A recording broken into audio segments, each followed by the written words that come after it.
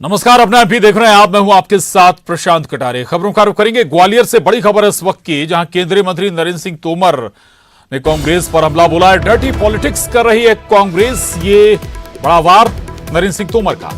कांग्रेस जनता को गुमराह कर रही है, कांग्रेस के पास नेतृत्व नहीं है, बीजेपी विकास के मुद्दे पर चुनाव लड़ेगी। ये तमाम आरोप केंद्रीय मंत्री नरेंद्र सिंह तोमर के। आपको बता दें कि कल प्रदेश कार्य समिति की बैठक होने जा रही है। केंद्रीय गृह मंत्री अमित शाह इस बैठक में शामिल होंगे। शिवराज सरकार का रिपोर्ट कार्ड इस कैबिनेट के बाद जारी होगा। कांग्रेस डर्टी पॉलिटिक्स पर उतर आई है और उसके पास कोई विषय नहीं है। विषयहीनता और नेतृत्वहीनता के दौर से कांग्रेस गुजर रही है, लेकिन जनता इससे गुमराह होने वाली नहीं है। तो नरेंद्र सिंह तोमर ग्वालियर में हैं और दरअसल हाल ही में जो टिकट अनाउंस हुए हैं उनको लेकर कहा जा रहा है कि डैमेज कंट्रोल, अगर कहीं कोई नाराजगी है तो उसको भी उस पर भी बात कर रहे हैं। और आज उन्होंने कांग्रेस पर करारा प्रहार किया। कांग्रेस पर हमला करते हुए बोले कि डर्टी पॉलिटिक्स कांग्रेस कर रही है, जनता को गुमराह भी कर रही है, जबकि बीजेपी केवल और केवल विकास के मुद्दे पर चुनाव लड़ेगी। इतना ही नहीं, कार्य समिति की बैठक भी होने जा रही है कल, और केंद्रीय गृह मंत्री अमित शाह इस कार्य समिति की बैठक में शामिल होंगे। तो शिवराज सरकार का रिपोर्ट कार्ड कार्य समिति की बैठक के बाद जारी किया जाएगा। तो बड़ी खबर ग्वालियर से है। नरेंद्र सिंह तोमर, बड़ी जिम्मेदारी है मध्य प्रदेश विधानसभा चुनाव से जुड़ी हुई नरेंद्र सिंह तोमर पर, और इसलिए लगातार मध्य प्रदेश के दौरे नरेंद्र सिंह तोमर कर रहे हैं और अभी ग्वालियर में हैं। पत्रकारों से बात करते हुए उनके निशाने पर कांग्रेस आ गई। सुशील कौशिक, न्यूज़ 18 संवाददाता हमारे साथ जुड़ गए हैं और जानकारी के साथ। सुशील, नरेंद्र सिंह तोमर भी लगातार कांग्रेस पर हमलावर हैं, बीजेपी भी लगातार वार कर रही है, ग्वालियर में हैं नरेंद्र सिंह तोमर, क्या कुछ चल रहा है ग्वालियर की पॉलिटिक्स में?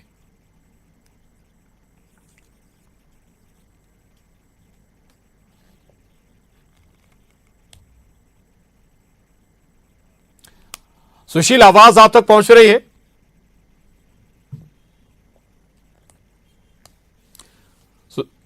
जी जी जी। बीजेपी चुनाव प्रबंध समिति के संयोजक है, उनकी प्रेस कॉन्फ्रेंस हुई है और जैसा कि कल यहाँ ग्वालियर चंबल अंचल की कार्य समिति की बैठक होना है, इस बैठक में केंद्रीय गृह मंत्री अमित शाह खुद मौजूद रहेंगे। लगभग 6 घंटे के करीब का ये बैठक का कार्यक्रम है। इसी बैठक के सिलसिले में बात करते हुए नरेंद्र सिंह तोमर ने कहा है कि उनकी पूरे प्रदेश भर में चुनावी तैयारियां चल रही है और मध्य प्रदेश में उन्होंने एक तरह से 39 सीटों पर उम्मीदवार घोषित करके अपनी चुनावी तैयारी की तस्वीर सामने ला दी है। और अब उनका यही कहना है कि मध्य प्रदेश में विधानसभा सम्मेलन भी 210 के करीब हो चुके हैं। साथ ही पूरी तरह से भारतीय जनता पार्टी अब विधानसभा चुनाव के लिए तैयार है, मैदान में उतर चुकी है और उन्होंने उम्मीद जताई कि मध्य प्रदेश में इस बार भी जनता भारतीय जनता पार्टी को आशीर्वाद देगी और वापस सरकार मध्य प्रदेश में बनने जा रही है। तो निश्चित तौर पर जो दावा है, कहीं ना कहीं कल की कार्य समिति की बैठक के पहले नरेंद्र सिंह तोमर ने एक बड़ा दावा किया है। बिल्कुल, तो ग्वालियर से बड़ा संदेश देने की कोशिश भी होगी। रिपोर्ट कार्ड भी जारी किया जाना है। शुक्रिया आपका सुशील, पूरी जानकारी के लिए धन्यवाद। और बड़ी खबर भोपाल से, बीजेपी शासित राज्यों से आए 230 विधायकों का प्रशिक्षण चल रहा है। भोपाल के कान्हा फन सिटी में प्रशिक्षण शिविर जारी है। अलग अलग विधानसभा सीटों का ये सभी 230 विधायक दौरा करेंगे। 20 अगस्त से 26 अगस्त तक ये दौरा करेंगे।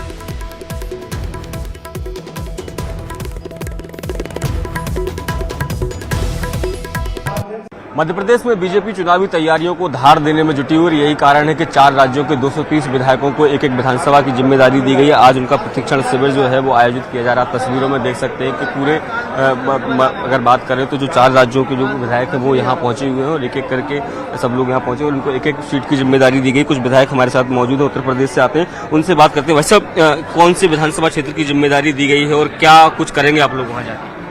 हम सब लोगों को जो उत्तर प्रदेश के 100 सैनिक आए हैं यहाँ पे, पूरी तरीके से मध्य प्रदेश को फतेह करने के लिए आए हैं। इस बार मध्य प्रदेश में भारतीय जनता पार्टी के जो यूपी से सैनिक आए हैं, विधायक आए हैं, वो इतिहास लिखने के लिए आए हैं। मुझे शिवपुरी जिले की कोलारस विधानसभा में लगाया गया है। 100% कोलारस जीतेंगे ऐसा विश्वास है। जिस तरीके का वातावरण है मोदी जी के पक्ष में और यहाँ शिवराज जी के पक्ष में, मुझे पूरी उम्मीद है कि इस बार भाजपा मध्य प्रदेश में इतिहास दोहराएगी और हर बार से ज्यादा टैली को जो हम लोगों की थी उसको पार करेंगे। जी वैसे इस बार अगर बात करें तो मध्य प्रदेश में 200 पार का नारा दिया है, 51% वोट शेयर, 20 साल से लगातार सरकार में है, तो क्या लगता है क्या चुनौतियां भी कुछ रहेंगी? कुछ नहीं, हम लोग आए हैं अपनी अपनी विधानसभाओं में लगे हैं, उसको जिता के तभी जाएंगे। एकदम भाजपा के पक्ष में है, कहीं कोई दिक्कत नहीं है, हम लोग भाजपा को जिता के आए हैं जी। और भी लोग हमारे साथ हैं, उनसे भी हम बात करेंगे। भाई साहब, क्या लगता है कि कौन सी इलाके की आपको जिम्मेदारी मिली है और मध्य प्रदेश में 20 साल से सरकार में आप हैं, तो क्या कुछ चुनौतियां भी रहेंगी क्या? हमें सतना डिस्ट्रिक्ट में रामपुर बघेलान विधानसभा की जिम्मेदारी मिली है और वहाँ भारतीय जनता पार्टी के विधायक हैं और पुनः भारतीय जनता पार्टी सरकार बनाएगी, चुनाव जीतेंगे और सरकार बनेगी। और हम लोग 20 साल से हैं तो लगातार अच्छे काम भी कर रहे हैं। हमारी केंद्र में सरकार है, प्रदेश में सरकार है, इसलिए लगातार हम लोग अच्छा काम कर रहे हैं। और भारतीय जनता पार्टी कार्यकर्ता आधारित पार्टी है, इसलिए कार्यकर्ता भाव है। हम लोग जहां भी लगाया जाता है हर चुनाव में तो हम लोग जाते रहते हैं। तो देखिए, जो तमाम जो विधायक हैं जो उत्तर प्रदेश, गुजरात, बिहार और महाराष्ट्र से पहुंचे हुए हैं, उनका प्रशिक्षण शिविर जो है वो आयोजित किया जा रहा है और सब जो है उत्साह से लबरेज नजर आ रहे हैं। कह रहे हैं कि भले ही 20 साल से सरकार हो, लेकिन 20 साल से लगातार सरकार जो है वो जनता के हितों के लिए काम कर रहे हो, तो ऐसे में किसी तरह की कोई परेशानी नहीं है। जो बीजेपी का नारा है 200 पार का, उसको जरूर प्राप्त करेंगे। कैमरामैन मोहसिन के साथ शैलेंद्र सिंह, न्यूज़ 18 भोपाल। जुड़ गए शैलेंद्र, ये बिल्कुल नई स्ट्रेटजी बीजेपी की। स्वाभाविक है कि भाई पार्टी अगर राज्य के विधायकों को अगर आप भेजेंगे तो शायद वो फीडबैक ना मिले जो आपने दूसरे राज्यों के विधायकों को बुलाकर आप मध्य प्रदेश में लेंगे। एक्चुअल कंडीशन जान पाएगी बीजेपी? बिल्कुल प्रशांत, ये बिल्कुल अपने आप में एक नए तरह का एक प्रयोग है जो बीजेपी के द्वारा किया जा रहा है। हालांकि इसके पहले कुछ विधायकों को दूसरे राज्यों की जिम्मेदारी दी जाती थी, लेकिन चुनाव घोषित होने के बाद, लेकिन ये चुनाव घोषित होने के पहले पूरे के पूरे 230 विधानसभा क्षेत्र पर दूसरे राज्यों से आए विधायकों को भेजना, और न केवल भेजना बल्कि कार्यकर्ताओं के साथ वो मेल मुलाकात करेंगे, जो आम मतदाता है उनके साथ मेल मुलाकात करेंगे और जानेंगे कि आखिर सरकार को लेकर आम जनता का क्या फीडबैक है, जो स्थानीय विधायक है उसको लेकर जनता क्या सोचती है। यदि पिछले कुछ सालों में बीजेपी वहां नहीं जीत पाई है तो उसके पीछे क्या कारण है। तो ये तमाम जो तथ्य हैं वो ये जुटाने का काम करेंगे और 7 दिन तक, आज उनका प्रशिक्षण हो रहा है, कल से वो मैदान में उतरेंगे और 7 दिन तक लगातार वह जनता के बीच उस विधानसभा क्षेत्र में रहेंगे और 7 दिन बाद जब वो वहां से लौटेंगे तो एक फीडबैक लेकर लौटेंगे और वो फीडबैक जो है वो लिखित तौर पर आला कमान को सौंपा जाएगा। चुनाव के ठीक पहले इसलिए भी आवश्यक है कि यदि किसी विधानसभा क्षेत्र में किसी कार्यकर्ताओं की नाराजगी या जनता की कोई नाराजगी सामने आती है तो अभी समय है, लगभग 3 महीने का मध्य प्रदेश में चुनाव होने में समय है, तो 3 महीने एक लंबा समय होता है और जो कमियां हैं उनको बीजेपी पूरा कर लेगी और उसके साथ ये 200 पार का जो नारा दिया है उसको प्राप्त करने में एक बड़ा अचीवमेंट जो है वो इसके माध्यम से प्राप्त कर सकेगी। तो तमाम जो तैयारियां हैं वो की गई हैं। आज 230 विधायक जो है वो पहुंचे हुए हैं, सभी का प्रशिक्षण चल रहा है। उद्घाटन सत्र में खुद चुनाव प्रभारी भूपेंद्र यादव ने उन्हें संबोधित किया और अब से कुछ देर बाद मध्य प्रदेश के मुख्यमंत्री शिवराज सिंह चौहान भी यहाँ पहुंचेंगे, प्रदेश अध्यक्ष वी डी शर्मा भी पहुंचेंगे। तो तमाम जो मध्य प्रदेश के टॉप लीडर्स हैं वो उनके द्वारा इन लोगों को बताया जा रहा है किस तरीके से 20 साल से मध्य प्रदेश की सरकार, सभी जो बड़े नेता हैं उनके जरिए प्रशिक्षण देने का काम हो रहा है 230 विधायकों को। और ये 230 विधायक सभी दूसरे राज्यों से आए हैं, बीजेपी का फीडबैक लेंगे, जानकारी जुटाएंगे सभी अलग अलग विधानसभा पर। शैलेंद्र रहिएगा, आगे भी आपसे जुड़ेंगे, अगली खबर पर बात करेंगे। और एक और बड़ी खबर है भोपाल से। भोपाल दौरे पर रहेंगे केंद्रीय गृह मंत्री अमित शाह। कुशाभाऊ ठाकरे सभागृह में सरकार का रिपोर्ट कार्ड जारी करेंगे। कुशाभाऊ ठाकरे सभागृह के आसपास 3 किलोमीटर नो फ्लाइंग जोन घोषित किया गया है। ड्रोन, फ्लाइंग ऑब्जेक्ट, बैलून पूरी तरह से यहां पर प्रतिबंधित रहेंगे सुरक्षा के मद्देनजर और उल्लंघन करने वालों के खिलाफ कार्रवाई होगी। भोपाल पुलिस ने इसका आदेश जारी कर दिया है। बड़ी खबर है, अहम खबर है। केंद्रीय गृह मंत्री अमित शाह भोपाल दौरे पर आने वाले हैं। न्यूज़ 18 संवाददाता शैलेंद्र भदौरिया हमारे साथ जुड़े हुए हैं इस खबर पर भी। शैलेंद्र, रिपोर्ट कार्ड सरकार का जारी करने जा रही है बीजेपी, खुद गृह मंत्री अमित शाह इसके लिए आ रहे हैं। क्या कुछ बैठकें चलेंगी, क्या मसले होंगे और इसके अलावा? देखिए, बिल्कुल होने जा रहा है। दोपहर 12 बजे के आसपास वो राजधानी भोपाल पहुंचेंगे और यहाँ के जो कुशाभाऊ ठाकरे कन्वेंशन सेंटर है उसमें वह मीडिया से मुखातिब होंगे।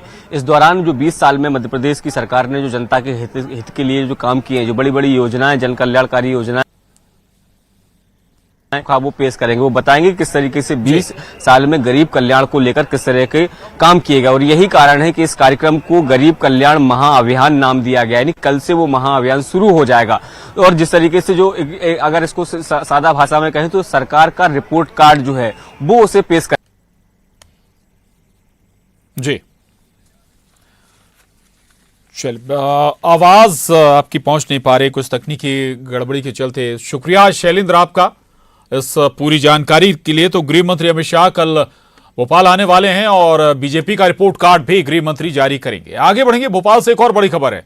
नेता प्रतिपक्ष का चुनाव आयुक्त को पत्र। गोविंद सिंह ने चुनाव आयुक्त से मांग की है। चीफ सेक्रेटरी इकबाल सिंह को हटाने की मांग नेता प्रतिपक्ष ने की है और एनजीटी की टिप्पणी का उन्होंने हवाला दिया है। एनजीटी ने भोपाल के कलियासोत डैम के आसपास अवैध निर्माण को लेकर चीफ सेक्रेटरी पर टिप्पणी की थी और इसी को आधार बनाते हुए डॉक्टर गोविंद सिंह ने इकबाल बैस, चीफ सेक्रेटरी इकबाल बैस को हटाने की मांग चुनाव आयुक्त से की। ये बड़ी खबर है भोपाल से। नेता प्रतिपक्ष गोविंद सिंह चीफ सेक्रेटरी इकबाल सिंह को हटाने की मांग कर रहे हैं चुनाव आयुक्त से।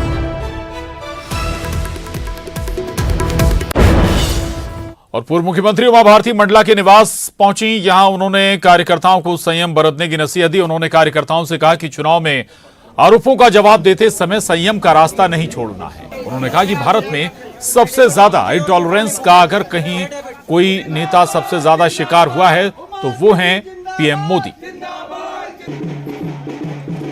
भाजपा और कांग्रेस दोनों के कार्यकर्ता, यद्यपि भाजपा के कार्यकर्ता अपने संयम के लिए जाने जाते हैं और मोदी को तो इतनी गालियां दी गई कि उनको रावण कहा गया, उनको राक्षस कहा गया, उनको हत्यारा कहा गया, उनको खून का सौदागर कहा गया। ये आपको पूरा पता ही होगा उनको क्या क्या नहीं कहा गया।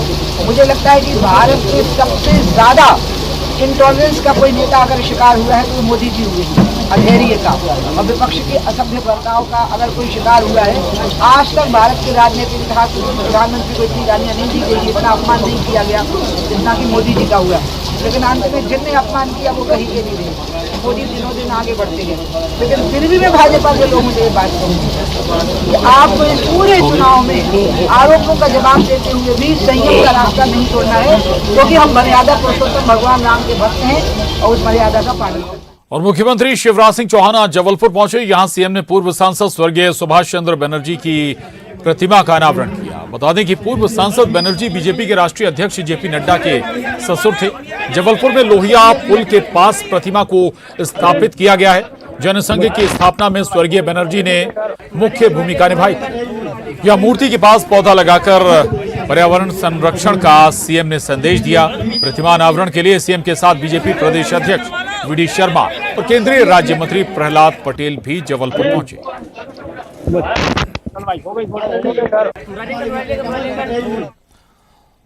मंडला से बड़ी खबर है। नदी में 3 बाइक सवार बह गए। झामल नदी में यह हादसा पेश आया है। नदी पार करते समय यह हादसा हो गया। बाइक पर पति, पत्नी और बच्ची सवार थी।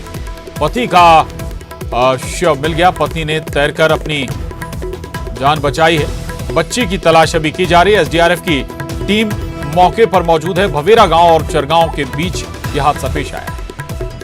कृष्णा साहू न्यूज़ 18 संवाददाता हमारे साथ जुड़े हैं और जानकारी के साथ। कृष्णा, लापरवाही और उसी का खामियाजा भुगतना पड़ा, क्या और जानकारी? जी बिल्कुल प्रशांत, यह है लापरवाही, ये बड़ी लापरवाही है। बार बार बताया भी जाता है, चेतावनी के बोर्ड्स भी लगे हुए हैं कि पुल को पार नहीं करना। अगर पुल बाढ़ की स्थिति के दौरान पुल को पार नहीं करना, लेकिन लापरवाही ग्रामीणों के द्वारा बार बार की जाती है, जिसका खामियाजा एक बार फिर भुगतना पड़ा है। यहाँ पर एक ग्रामीण का भी तक शव मिला है। वही महिला सुरक्षित तैर कर बच गई है और अभी बच्ची का तलाश जारी है। होमगार्ड और एसडीआरएफ की टीम मौके पर मौजूद है जो बच्ची की तलाश कर रही है।